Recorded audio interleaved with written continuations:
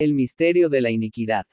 A raíz de una consulta recibida surgió la necesidad de brindar algunos elementos que, aun cuando su uso es sencillo, nos servirán aquellas veces en que nos internamos en los preciosos caminos de las Escrituras.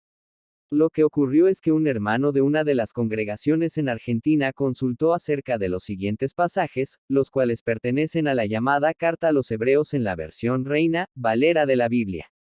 Veamos Hebreos 8.13 al decir, Nuevo pacto, ha dado por viejo al primero. Y lo que se da por viejo y se envejece, está próximo a desaparecer. Pensando por un instante el trasfondo de la pregunta, es obvio que lo que se desprende de esto es un típico interrogante que surge en la mente de cualquier persona formada en el protestantismo, especialmente evangélico. Pues lo que se piensa enseguida es que el versículo en cuestión hace referencia a lo siguiente: Nuevo pacto, sería el pacto realizado por Yeshua en la llamada Última Cena, caracterizado por una nueva etapa denominada el tiempo de la gracia. Viejo pacto, sería el pacto celebrado por Israel en Sinaí teniendo a Moisés como mediador y que contendría lo que se llamaría el tiempo de la ley. No juzgamos esta forma de pensamiento. Es más, es comprensible que cualquier cristiano pensase así, lo cual no quiere decir que esté en lo correcto. Muy por el contrario, esta forma de pensar es el resultado de siglos de actuar lo que Pablo llamó el misterio de la iniquidad en la segunda carta a Tesalónica. Lo que en griego se denominó misterion. Tesanomías. Las tres palabras griegas transliteradas son, misterio, la palabra, tes, que es un artículo para la declinación griega en genitivo y la palabra, anomias. O sea, en el trasfondo de la pregunta se encuentra el llamado misterio de la anomia. Pero, ¿qué es la anomia? Esta última palabra es más que interesante pues nos habla de la negación del anomos. La partícula a implica negación, como en la palabra atonal, lo cual quiere decir sin tonalidad. El prefijo a, alfa, la letra alfa griega, significa sin. O sea, a, negación, o sea, sin, y nomos, instrucción, lo que en hebreo llamamos Torah. O sea, Pablo nos dice en la carta a los tesalonicenses que ya en aquel momento entraba en acción la negación de la Torá. Tema este que desarrollaremos con amplitud en otro trabajo. Estudiando la cuestión en primer lugar donde está insertado el versículo. La llamada carta a los Hebreos. Esto que nos dice. Aquí debemos observar algo. En ningún lugar de la carta dice que se dirige a una comunidad de judíos. Pero su contenido, imbuido de un profundo conocimiento del Tanaj, Torah, históricos, profetas, nos indica claramente que no fue dirigida a una comunidad nueva de gentiles. Por lo cual entonces lo que tenemos escrito en ella deberá analizarse a la luz del conocimiento que se tenga de la Torah y Antiguo Testamento, en general. Algo más que debemos tomar en cuenta es lo siguiente. Cuando dejamos los rudimentos dogmáticos del pensamiento cristiano, lo hicimos porque entendimos que un porcentaje muy alto de lo que antes teníamos por verdadera doctrina estaba equivocado. Si esto es así, entonces al momento de analizar este versículo contenido en la carta a los Hebreos, debemos despojarnos de cualquier prejuicio aprendido en el cristianismo. Debemos depurar nuestra mente para poder entender con claridad las cosas. ¿Por qué debemos depurar nuestra mente?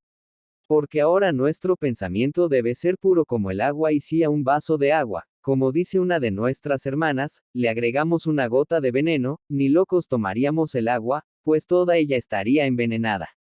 Entonces cualquier cosa que se le hubiese ocurrido antes acerca de lo que el versículo de Hebreos 8.13 quiere decir, deséchela.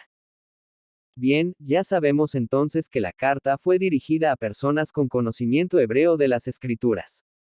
Si bien no sabemos quién escribió esta carta u homilía, sabemos que fue escrita desde Italia o con conocimiento de creyentes en Italia, lo cual vemos en el versículo 13.24. ¿Cuál es la importancia de este dato?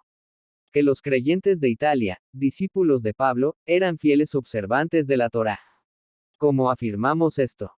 Pues veamos Hechos 21.24.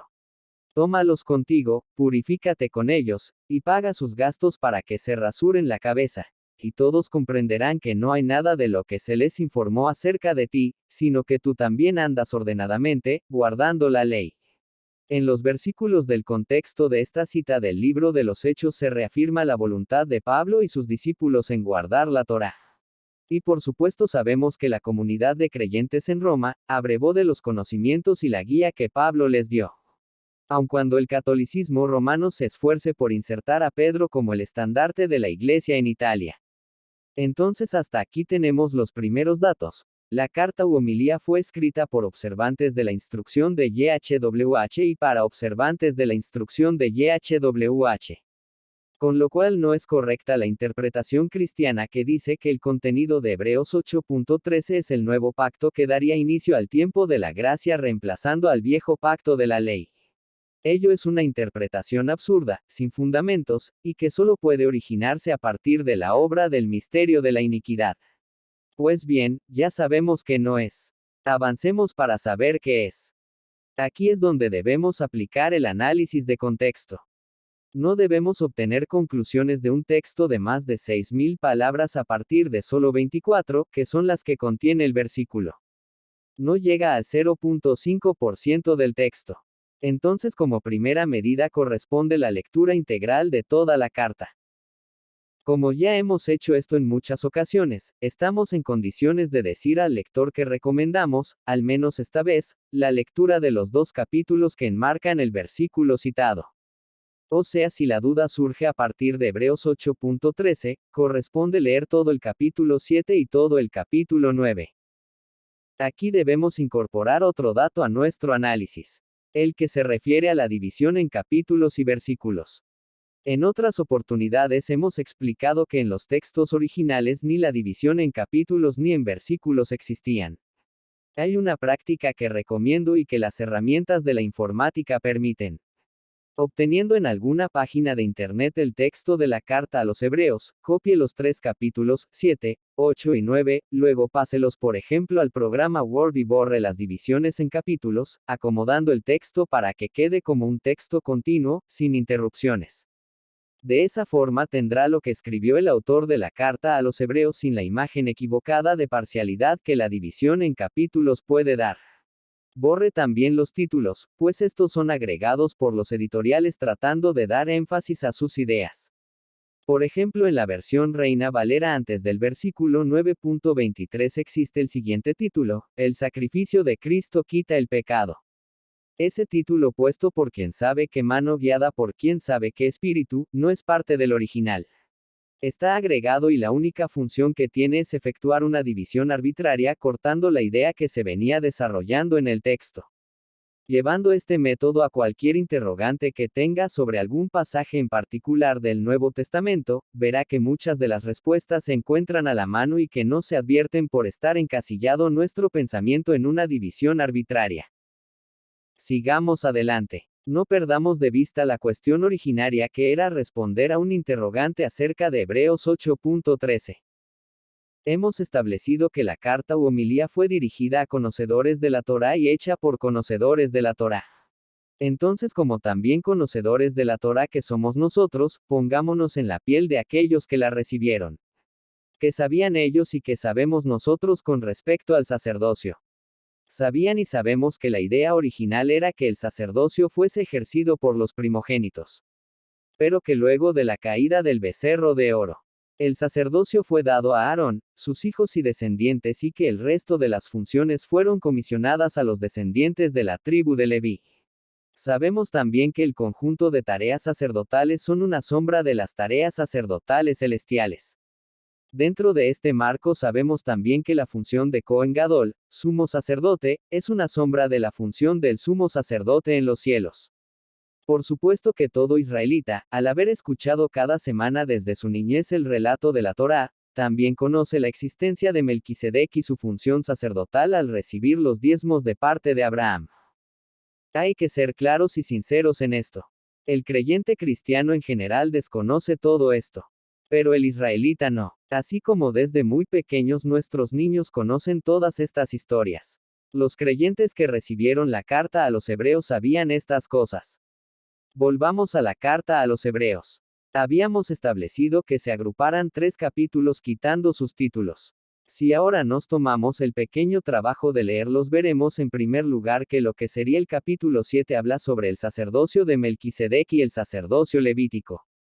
E incluso nos habla acerca de un pacto. ¿Qué pacto es este? Es el conjunto de mandamientos dados a Moisés, los cuales incluyen por ejemplo las fiestas de Levítico 23. Por supuesto que no. De lo que se habla en el capítulo 7 es del pacto por el cual se instituye el sacerdocio levítico, el cual fue resultado de la caída de los primogénitos y por el cual asimismo se instala el tabernáculo.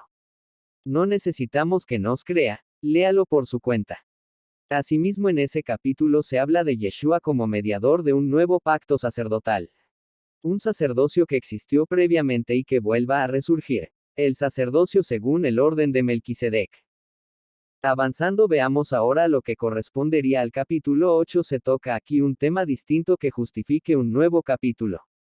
El propio texto nos demuestra que no, Hebreos 8.1. Ahora bien, el punto principal de lo que venimos diciendo es que tenemos tal sumo sacerdote, el cual se sentó a la diestra del trono de la majestad en los cielos, o sea, seguimos hablando de lo mismo.